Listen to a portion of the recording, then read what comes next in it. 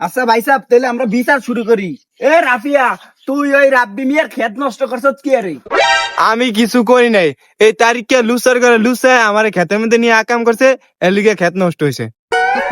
তোমার এই ইচ্ছা করিয়া নিয়ে ক্ষেত নষ্ট করছে, কথার মাঝখানের তো কসকা কি হয়েছে এটা প্রথমের তো ক। আমি ছাগল নিয়ে খেতে গেছিলাম, তারিখকে আমার কাছে আয়া কয় আমি অল্লাহ খারাপ কাম করতাম। বুঝলাম, এরপরে কি কইছে হেডা ক। এরপরে আমার ফাট ক্ষেতের মধ্যে নিয়া কয় তোমার কাপড়টা খোলো। এই সেরি তুই মিথ্যা তো আজকে তোরা আমি কোন সময় কইছি কাপড় খুলতে? এই বেটা তুই এত কথা কসকা, সেরি মানুষ দেখলে উস্তায় না, হিসেবে খারা যায় ফাইলটা হইছো তাও। এই সেরি তুই থামলি গেলি গে, এরপরে কি হয়েছে এটা ক। আচ্ছা কঠিন বিচার হইব, ওর মতো জারুয়া বলা আচ্ছা দেশের তো সব ছিন্ন সার করিয়া দিব। তুই কি হয়েছে আবার খুললে ক।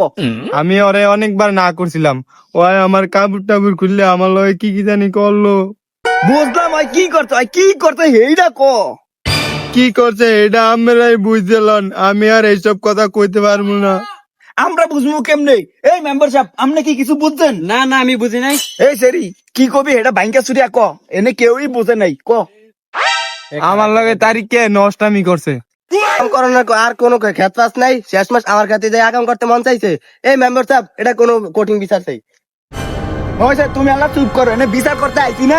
এখন দোনো পক্ষের কথা হইনে যেটা বুঝলাম, ফোলায় লুসা মায়া লুসা। এখন আমরা একটা চূড়ান্ত সিদ্ধান্ত করলাম, ফোলারে আর মায়ারে বিয়া করা দেম। আপনি কি কন? হ্যাঁ এটাই। আরে চেয়ারম্যান সাহেব, অগর তো আমি বিয়া দিতে আছেন, আমার ক্ষেত নষ্ট হয়েছে, এটা কি হইব?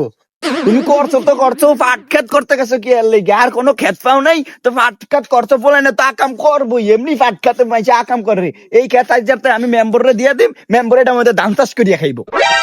এই সেরি তো আর ইজ্জত রইলো না। এই সেরি বিয়ার আগ পর্যন্ত তুমি আমার দ্বারা থাকো।